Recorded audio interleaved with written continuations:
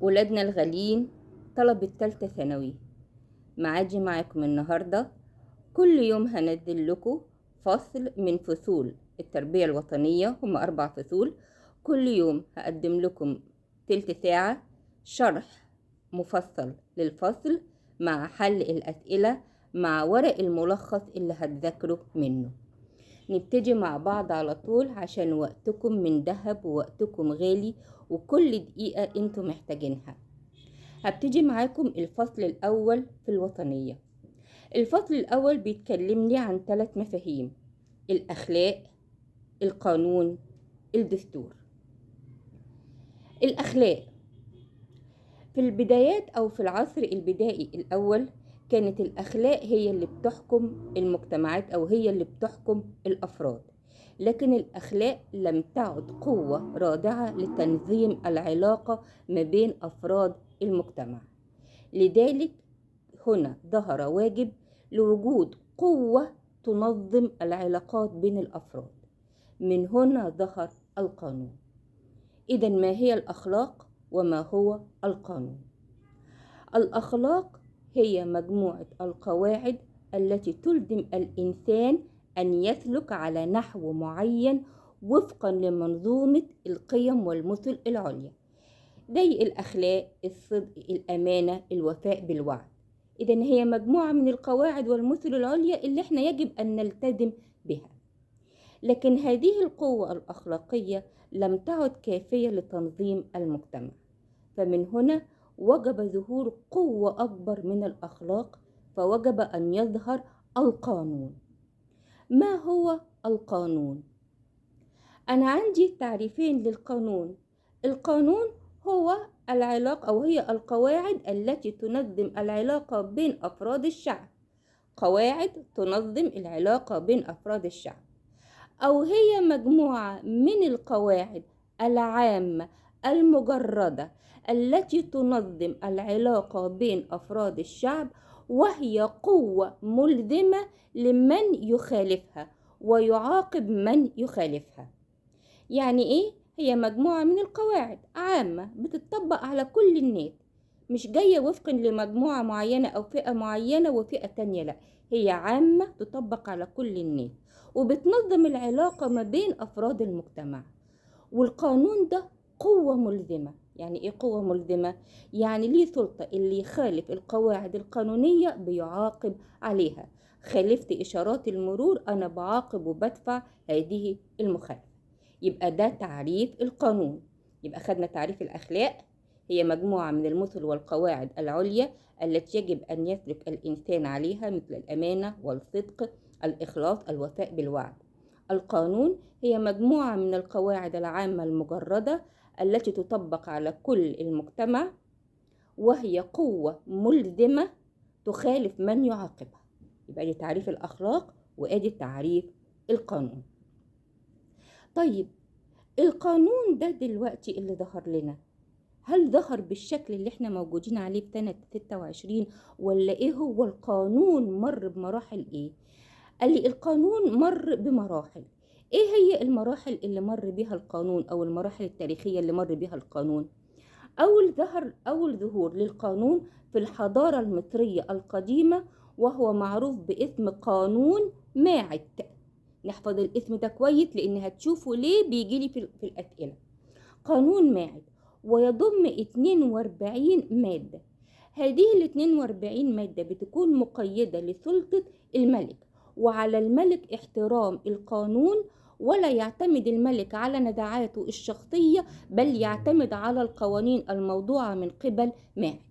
يبقى أول ظهور للقانون كان في الحضارة المصرية القديمة الذي عرف بقانون ماعز. 42 مادة دي ملزمة للملك وتقيد سلطاته. بعد الحضارة المصرية القديمة ظهر عندي القانون في الحضارة البابلية، وهو ما عرف بقوانين حمورابي. هذه القوانين كانت أكثر شمولية وأكثر اتساعا من الحضارة المصرية القديمة. كانت بتشمل إيه؟ كانت بتشمل الأسرة، الأبناء، العبيد، التجارة، قوانين البيع، الاقتصاد، السياسة. علشان كده كنا بنقول عليها قوانين شاملة وواسعة. ولا تقبل أي اعتذار، ولها عقوبات جسيمة لمن يخالف هذه القوانين.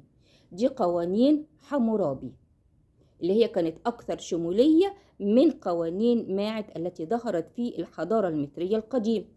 يبقى آدي القانون عبر التاريخ: الحضارة المصرية القديمة قانون ماعد، والحضارة البابلية قوانين حمورابي. طيب، ما هي خصائص القانون؟ أنا هجيب خصائص القانون من تعريف القانون. أنا قلت في التعريف الكبير بتاعه إنها قوانين عامة مجردة تطبق على جميع الأفراد وتنظم العلاقات بين أفراد المجتمع، ولها جزاء لمن يخالف. من هذا التعريف أنا هطلع خصائص القانون. ما هي خصائص القانون؟ أول حاجة إنها عامة مجردة. عامة يعني تطبق على جميع أفراد الشعب، تطبق على جميع أفراد المجتمع، ولا تخص فئة بغير فئة، إنما تطبق على الكل، ومجردة لا يستثنى منها أي أحد. يبقى دي أول حاجة، عامة ومجردة.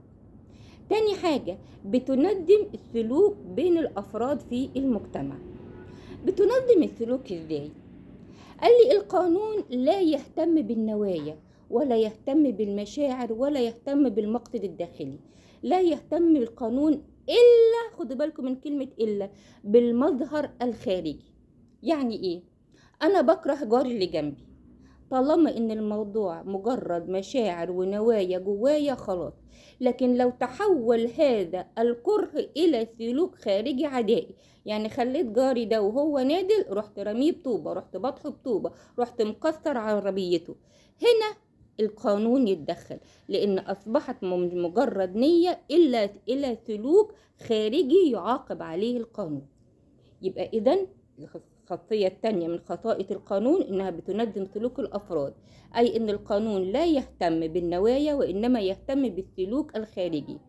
لا يهتم بمشاعر الكره، ولكن إذا تحولت هذه المشاعر إلى سلوكيات تظهر عدائية إلى الآخر. يبقى دي تاني خاصية. ثالث خاصية، ملزمة ومقترنة بالجزاء. ملزمة يعني إيه؟ يعني لا تقبل أي أعذار، على الجميع الالتزام بها ولا يستثنى منها أحد. ومقترنة بالجزاء. مقترنة بالجزاء إيه؟ يعني لها جزاء مادي وأثر مادي محدود. العقاب لمن يخالفها والإثابة لمن يحترم القوانين. أنا احترمت قوانين وقواعد وإشارات المرور، باجي أنا لما بروح بدفع المخالفات بلاقي معلياش أي مخالفات وما بدفعش أي غرامات، إذن أنا هنا أثبت على إني احترمت هذا القانون. طيب اللي ماشي إن هو يكسر في إشارات المرور ولا يحترم إشارات المرور هيكون ليه جزاء، يا إما هتتسحب رخصته أو هيدفع غرامات كتيرة جدا. يبقى إذن هنا مقترنة بالجزاء المادي. يبقى دي خصائص القانون: عامة مجردة، تنظيم سلوك أفراد المجتمع ولا يهتم إلا بالمظهر الخارجي، ملزمة ومقترنة بالجزاء. طيب، ما هي مصادر القانون؟ يعني أنا دلوقتي أما باجي بكتب القانون إيه المصادر بتاعتي اللي أنا آخد منها القوانين؟ أول حاجة التشريع، يعني بتيجي السلطة التشريعية المختصة وتضع القواعد القانونية مكتوبة بواسطة هذه السلطة الرسمية. يعني إيه الكلام ده؟ وإيه هي السلطة المختصة؟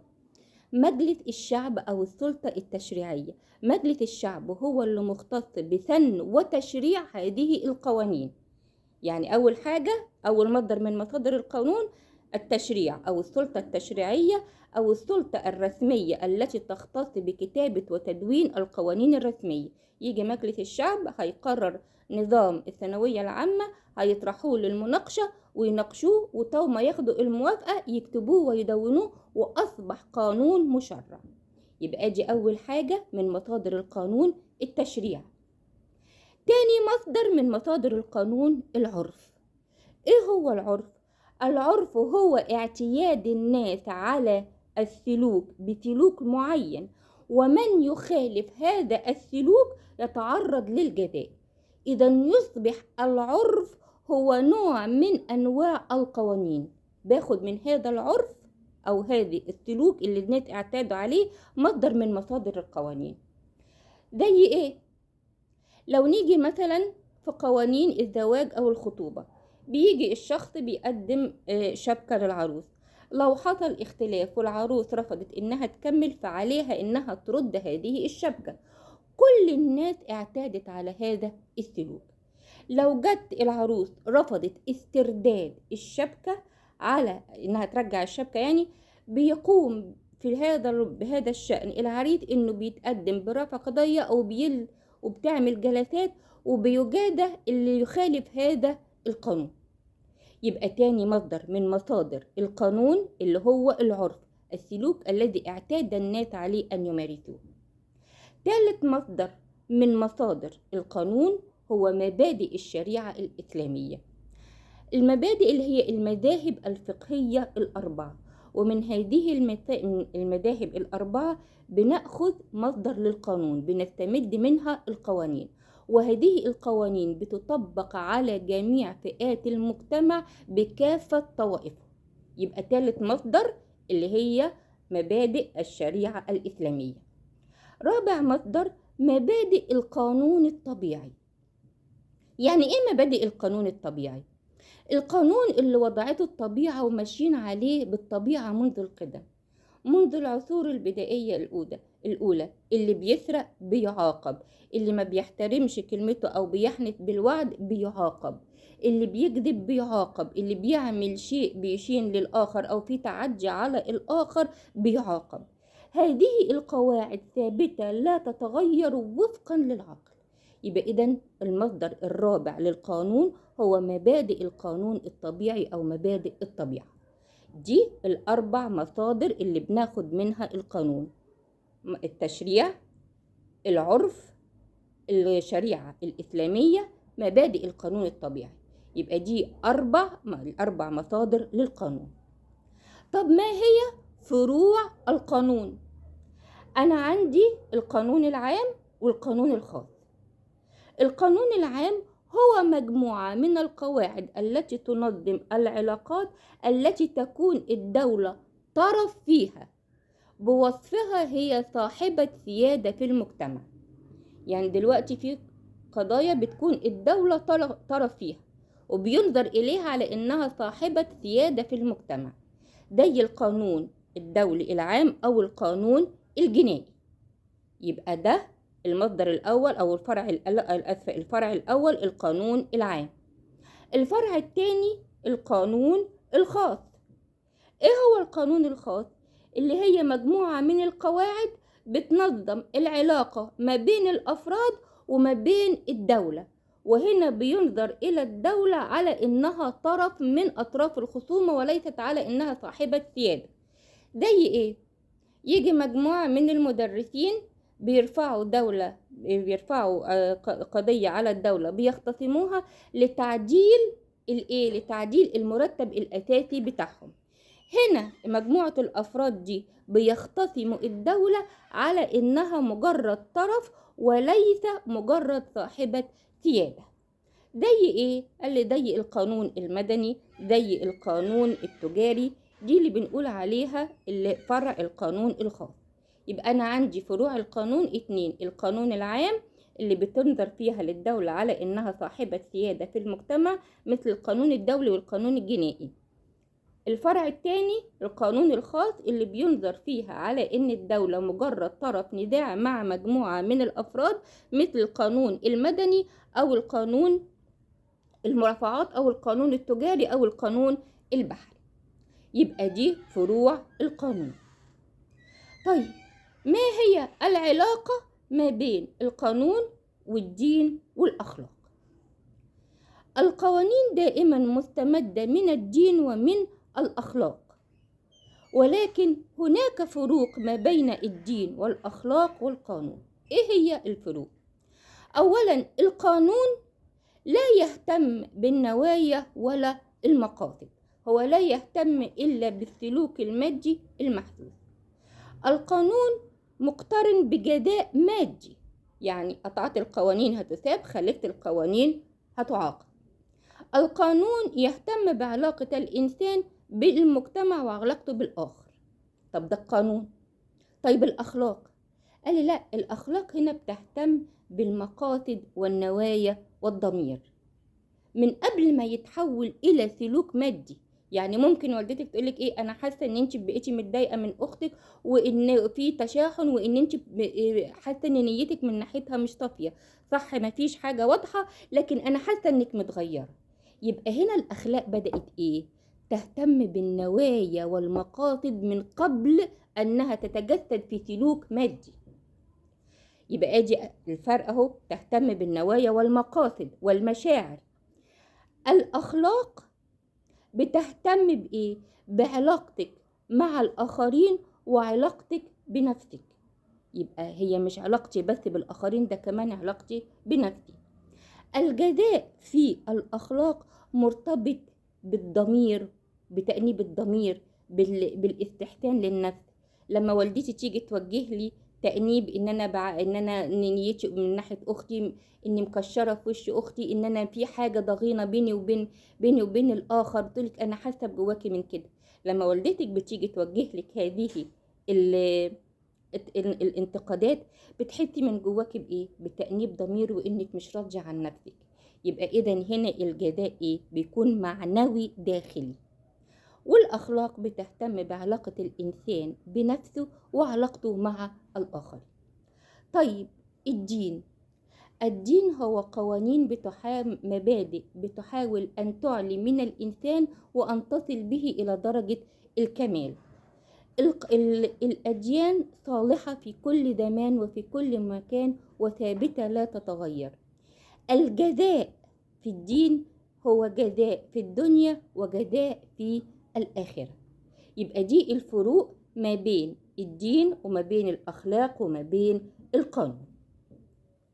احنا كده أخدنا الأخلاق، عرفنا القانون، المفهوم بتاع القانون، خصائص القانون، مصادر القانون وأنواع القانون، والفرق ما بين القانون والأخلاق والدين.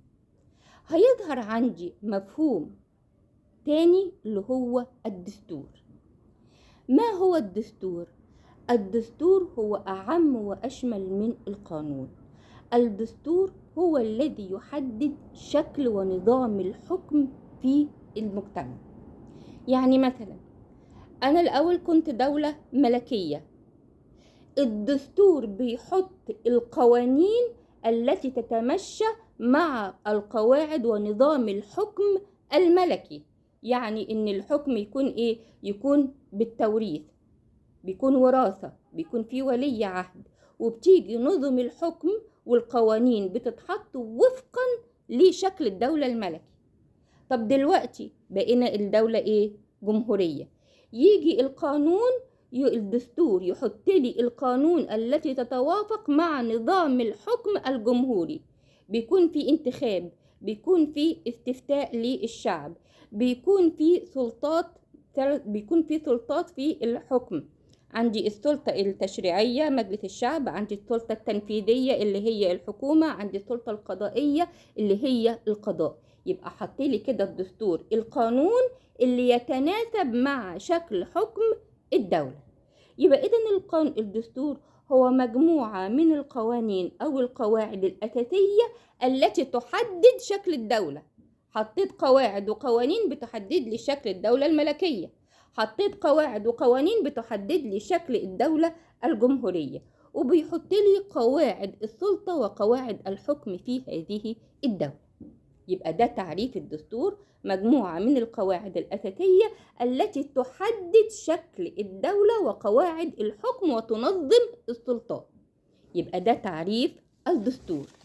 طيب ما هي أنواع الدساتير؟ أنا عندي دساتير من حيث التدوين وعندي دساتير من حيث التعديل. يعني إيه؟ الدساتير من حيث التدوين يعني عندي دساتير مدونة، أي دساتير مكتوبة بوثائق رسمية ومصادر رسمية من السلطات. أول قانون مدون أول دستور مدون كان الدستور الأمريكي.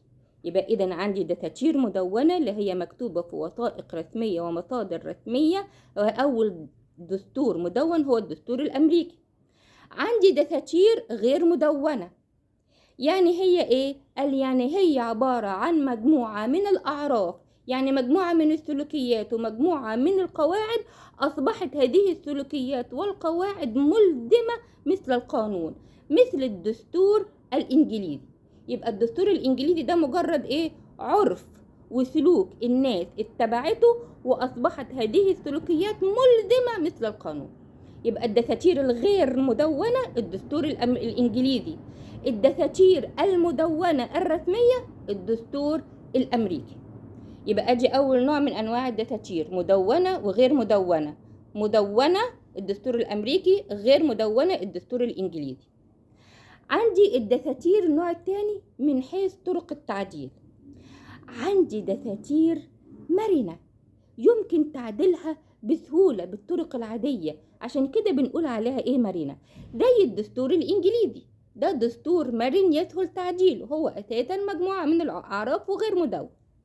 عندي دساتير النوع الثاني جامدة، هي تأخذ إجراءات شديدة التعقيد وشديدة الصعوبة لكي يتم تعديلها، مثل الدستور الفيدرالي الموجود أو الدستور الأسترالي الفيدرالي. يبقى أدي أنواع الدساتير، مدونة وغير مدونة، ومن حيث التعديل مرنة يدخل تعديلها وجامدة يصعب تعديلها. أدي أنواع الدساتير. طيب أساليب نشأة الدساتير، الدساتير دي نشأت إزاي؟ قال لي في طرق دساتير نشأت بطرق ديمقراطية، وعندي دساتير نشأت بطرق غير ديمقراطية. إيه هي الدساتير الديمقراطية؟ قال لي عندي نوعين من الدساتير الديمقراطية.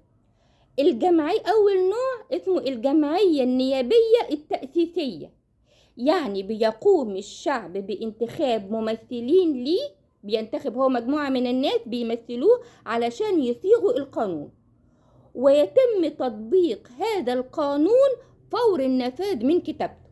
خلاص أنا يا شعب جبت ناس قلت لهم اكتبوا لي القوانين الدستور بتاعي، تو ما يخلصوا كتابة القانون ده يطبق هذا القانون.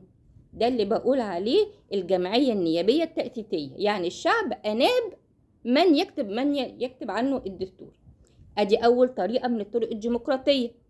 الطريقة الثانية الاستفتاء الدستوري، يتم تكليف لجنة من قبل الحكومة بإعداد الدستور، وعندما يتم الانتهاء من الدستور لا ينفذ، إنما يطرح للشعب للاستفتاء عليه للقبول أو الرفض. عشان كده بنقول عليه الاستفتاء الدستوري. عشان كده لما يجي سؤال يقول لي قد يكون أحيانا للشعب إنه يرفض أو يقبل القانون، تمثل هذه العبارة أحد أنواع الدساتير. يقولك الجمعية التأسيسية النيابية ولا الاستفتاء الدستوري؟ هنا يبقى الاستفتاء الدستوري. يبقى أنا كده عرفت أنواع القوانين الدساتير من حيث النشأة. عندي الطرق الديمقراطية، الجمعية النيابية التأسيسية، شعب بينتخب أو يقوم بتمثيل من ينوب عنه لكتابة الدستور، وفور الانتهاء منه يكون ملزم التطبيق. النوع الثاني الاستفتاء الدستوري، تقوم الحكومة بتشكيل لجنة، وفور الانتخاب أو الانتهاء من هذه اللجنة من كتابة الدستور يتم استفتاء الشعب بالقبول أو الرفض. دي الطرق الديمقراطية. طب الطرق الغير ديمقراطية، أنا عندي نوعين من الطرق الغير ديمقراطية. أول نوع اسمه أسلوب التعاقد، هو نوع من أنواع الدساتير الذي يقوم بالتعاقد ما بين الحاكم وما بين الشعب. فيها يقوم الحاكم بالاعتراف بجزء صغير من سيادة الشعب، عشان كده بنقول عليه أسلوب التعاقد. الأسلوب الثاني اللي هو أسلوب المنحة، وهو أكثر الأساليب شديدة الدكتاتورية. في هذا النوع بيضع الدستور الحاكم دون مشاركة من الشعب، عشان كده بنقول عليه أسلوب المنحة. يبقى دي الطرق الغير الديمقراطية في الدساتير.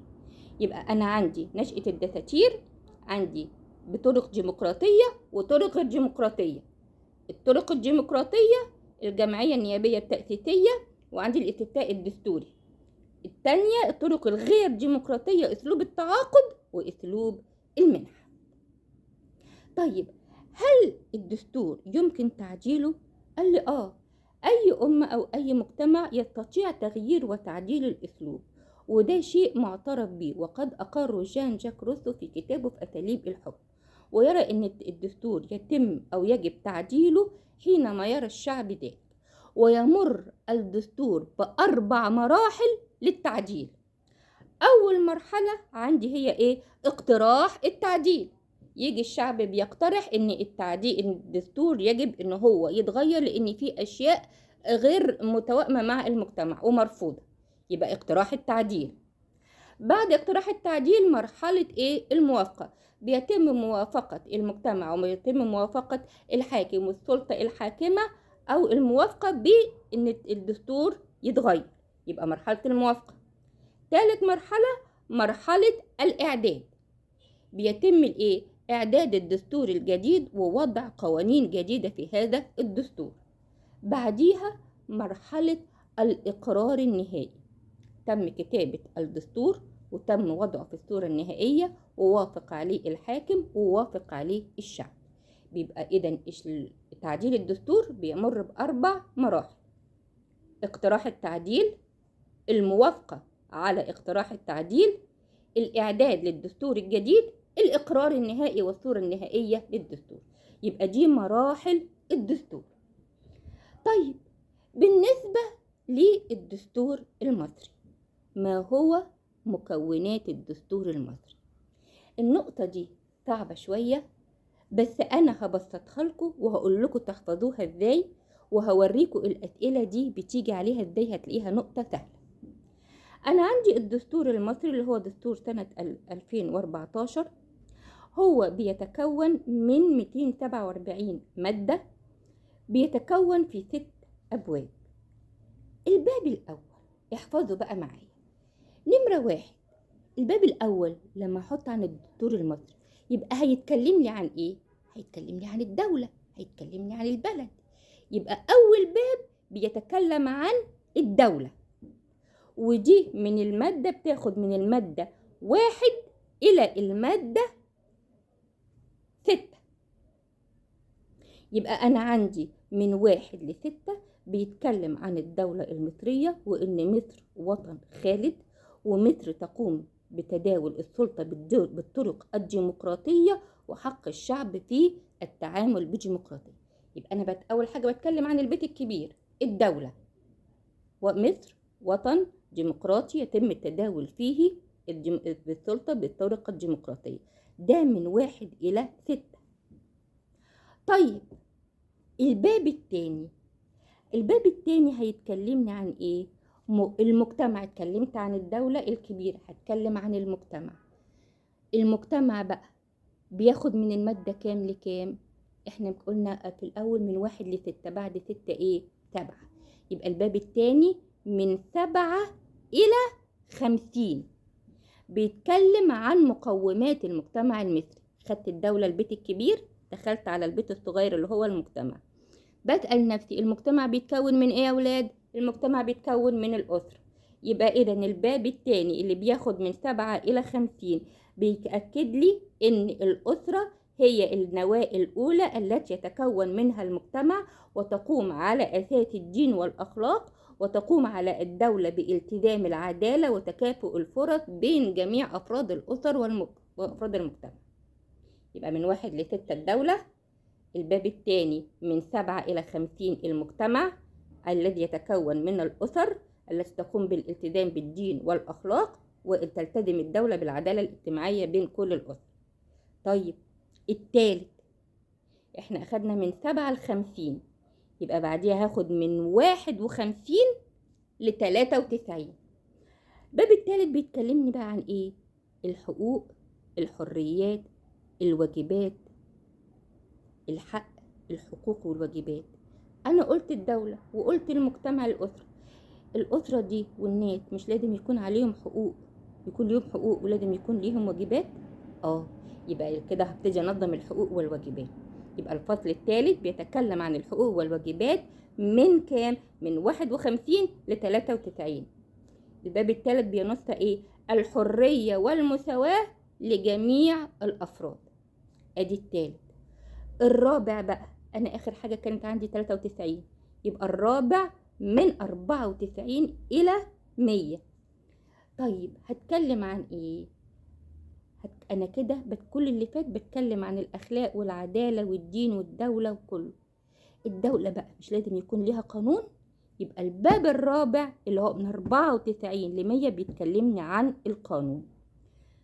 سيادة القانون، ولا يوجد توقيع أي عقوبة إلا بموجب حكم قضائي، ويكون هذا الحكم واجب الاستئناف، يعني من حق كل إنسان أن يستأنف. يبقى الباب الرابع من 94 إلى 100 بيتكلم عن القانون. الباب الخامس من 101 ل 221. أنا قلت القانون، طب بعد القانون إيه؟ مش هبتدي أحدد السلطات الثلاثة اللي موجودة عندي في أي مجتمع، وأحدد مهام كل سلطة. السلطة التشريعية مهمها إيه؟ وضع التشريع القوانين. السلطة التنفيذية اللي هي الحكومة، تنفيذ القوانين.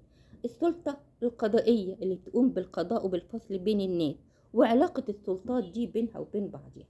يبقى بعد ما وضعت القانون في الباب الرابع، الباب الخامس هروح من موزعة سلطات ومهام القانون ونظام الحكم في المجتمع. طيب كنا أخدين من 101 ل 221. الباب السادس اللي هو من 222 ل 247 في الآخر بيتكلمني عن إيه؟ عن الأحكام العامة. يعني إيه الأحكام العامة؟ الأحكام العامة اللي هي أحكام بتحكم كل الناس، وبتحكم تعديل القانون والدستور وتعديل الدساتير. يبقى دي ال6 أبواب أو الموجودة في الدستور المصري، وكل باب فيه كام مادة، وكل باب يتكلم عن إيه. يبقى دي اللي هي فصول الدستور المصري. بعد الدستور عندي حاجة مهمة جدا اسمها المحكمة الدستورية العليا. المحكمة الدستورية العليا هي جهة قضائية مستقلة، يعني مفيش حد بيفرض عليها أي نظام ولا أي قوانين، لا، دي جهة قضائية مستقلة بتعقد في القاهرة أو مقرها القاهرة، ويمكن أن تعقد في أي مكان في حالة الطوارئ الخاصة، ولها ميزانيتها الخاصة التي تخصها. المحكمة الدستورية العليا بتتكون من رئيس وعدد من النواب، ويختار الرئيس من أقدم 3 نواب. بيتم الترشيح من أقدم 3 نواب، وهذا الترشيح لا يعتمد إلا بعد موافقة رئيس الجمهورية. يبقى إذن المحكمة الدستورية العليا الذي يوافق على رئيسها هو رئيس الجمهورية. طيب ايه هي مهام واختصاصات المحكمة الدستورية العليا؟ قال المحكمة الدستورية العليا مهمها ايه؟ قال 2 فصل، وعندي 1 تفسير و1 رقابة. 2 فصل 1 تفسير 1 رقابة. يعني ايه الكلام ده؟ قال لي 2 فصل يعني ايه؟ الفصل بين النزاع في الاختصاصات بين الجهات القضائية. يعني عندي 2 جهات قضائية، عندي القضاء المحكمة القضائية التي تخص الأسرة، وقضاء بيخص الجنايات. بيحصل نزاع ما بين هيئات القضاء دي حول القضايا. كل جهة قضائية بتقول إن هذه القضية بتخصني، والجهة التانية تقول دي بتخصني. بتيجي المحكمة الدستورية العليا وتفصل في النزاع بين هيئات القضاء في الاختصاصات القضائية. ادي أول فصل، الفصل في النزاع بين اختصاصات الجهات القضائية. طب الفصل الثاني، قال لي ايه؟ الفصل بين حكمين قضائيين متناقضين. يجي عندي حكمين قضائيين متناقضين، الحكم الأول صدر بإعدام مثلا شخص ما، لما استأنف جه الاستئناف قال ببراءته. طيب دلوقتي ناخد اللي هو الحكم بالإعدام ولا الحكم اللي بالبراءة؟ طب نفصل بقى ازاي في الحكمين المتناقضين دول؟ بترفع هذه الحكمين المتناقضين الى الهيئة المحكمة الدستورية العليا، وهي التي تفصل بين هذا الحكمين المتناقضين. يبقى دي اول اتنين الفصل اللي قلنا عليه. التفسير، تفسير بعض القوانين التي يشب التطبيق فيها بعض الاختلاف. عندي فيه قوانين لما نيجي نطبقها بيحصل فيه اختلاف عند التطبيق. قانون الإيجارات قال لك طرد المستأجر وغير طرد المستأجر، طب أطبقه إزاي؟ جت المحكمة الدستورية لقت إن القانون ده فيه شبهة غير قانونية في التطبيق، فهي وضحت إزاي طرق التطبيق. يبقى إذن تفسير التشريع الذي يثير اختلاف عند التطبيق. عندي تشريع لما جينا نطبقه بقى فيه اختلاف، تيجي وقت التطبيق اللي حصل فيه الاختلاف تيجي المحكمة الدستورية العليا توضح لي الصح من الخطأ أثناء التطبيق. يبقى ادي تفسير التشريعات التي تثير اختلاف في التطبيق. ايه هي الرقابة؟ قال الرقابة القضائية على دستورية القوانين. يجي مجلس الشعب لما بيجي بيحط لي بعض القوانين، المحكمة الدستورية العليا بتشرف لي على القوانين دي وبتشوف مدى دستوريتها ايه، هل هي مطابقة للدستور صح ولا غلط. يبقى ادي الاربع اختصاصات للمحكمة الدستورية العليا. 2 فصل، الفصل في التنازع في الاختصاصات بين الجهات القضائية، الفصل في حكمين قضائيين مختلفين، تفسير التشريع الذي يثير اختلاف عند التطبيق، الرقابة على دستورية القوانين. ايه هي أهمية الدستور والقانون؟ طبعا دي حاجة سهلة وتقدروا تتكلموا فيها. تنظيم المجتمع، تحقيق الاستقرار، تحقيق الأمن والأمان، تحقيق العدالة والمساواة بين الناس. كده يبقى احنا خلصنا الفصل الأول كل شرح، وخلصناه بطريقة بقت واضحة جدا. ناخد بعض الأسئلة أوريكم إزاي بتيجي. سلطة الدولة مقيدة بقانون ماعز، أي يجب أن لا يعاقب أي شخص أو يدان إلا بما يتفق مع عدالة ماعز. هذه المقولة السابقة توضح أن القوانين ألف تمهل من يخالفها، ملزمة لبعض الأفراد، ولا تردع من يخالفها، ولا تهتم بالمشاعر. طبعا أنا لما يجي قلنا أن القانون لا يهتم بالمشاعر، هل القانون بيلزم بعض الأفراد؟ قلنا لا، ده بيلزم جميع الأفراد. يمهل من يخالفها؟ لا، القانون بيردع من يخالفها. يبقى الإجابة نمرة ج. السؤال الثاني، يكون الشعب أحيانا له دور قاصر على الموافقة على الدستور أو رفضه دون إمكانية مناقشة. لما أقول الشعب يا يرفض يا يوافق، يعني أنا بعمل له استفتاء باخد رأيه ده كان يرفض أو يوافق. تعد هذه العبارة أحد أساليب نشأة الدستور، وهو التعاقد، الاستفتاء الدستوري، الجمعية التأسيسية، ولا المنحة. التعاقد والمنحة دي الأساليب الغير الديمقراطية. الأساليب الديمقراطية اللي هي الاستفتاء والجمعية التأسيسية. في الجمعية التأسيسية قلنا الشعب هو اللي بيختار من ينوب عنه وهما اللي بيضعوا القانون. الاستفتاء بتيجي الحكومة بتعمل لجنة هي اللي تعمل الدستور، وعلى الشعب انه يوافق او يرفض. يبقى ده هو ايه؟ الاستفتاء الدستوري. طيب السؤال اللي بعد كده، عدم توقيع عقوبة إلا بحكم قضائي، وأن هذا التقاضي يكون حق مكفول للجميع. تكشف هذه العبارة عن أحد أبواب الدستور، وهي نظام الحكم، ولا المقومات الأساسية بالمجتمع، ولا سيادة القانون، ولا الأحكام العامة. شفتي بقى هنا ازاي بتيجي الأسئلة في الأبواب بتاعة الدستور؟ بيديلك مقولة ويقولك هي بتنسب لأي حاجة. طيب التقاضي وعدم توقيع عقوبة إلا بالقانون، يبقى ده نظام الحكم ولا المقومات ولا سيادة القانون؟ لا طبعا سيادة القانون. شفت ان بقى الاسئله بتيجي ازاي. طيب الاسلوب اللي بعد السؤال اللي بعد كده، تسعى بعض الدول إلى تطبيق دستور يتوافق مع احتياجات الأفراد ومحققا لمطالبهم، كما يمكن إجراء تعديل عليه بسهولة. يكشف ما سبق أحد طرق الدستور من حيث هو إيه؟ جامد، مرن، مدون، ولا معقد؟ طالما قال لي يمكن تعديله بسهولة وإجراءاته بسهولة، يبقى ده الأسلوب الإيه؟ المرن، اللي هو يمكن تعديله بسهولة. السؤال اللي بعد كده، الاهتمام بالمقاصد والنوايا التي ينطوي عليها الضمير الإنساني. نستخلص من العبارة أحد المفاهيم، وهي القانون ولا الدين ولا الأخلاق ولا الدستور. لما يقول المقاصد والنوايا يبقى على طول الأخلاق مش القانون.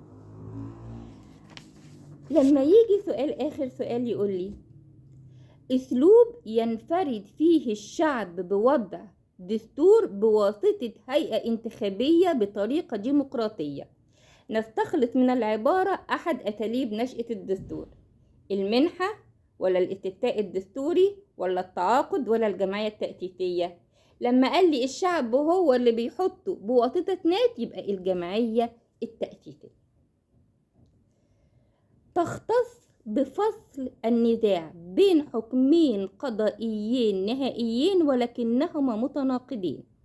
هذا الاختصاص ينصب على الدستور ولا القانون ولا المحكمة الدستورية العليا ولا الأخلاق؟ طبعا احنا خلاص عرفنا المحكمة الدستورية العليا. أتمنى أني أكون اتوفقت في شرح الفصل الأول ولمتهولكوا في أسئلة، وشوفنا قد إيه هي بسيطة جدا. مع أطيب أمنياتي بالنجاح والتفوق، وبكرة إن شاء الله استنوني في الفصل الثاني في الوطنية. مع أطيب أمنياتي بالنجاح والتفوق.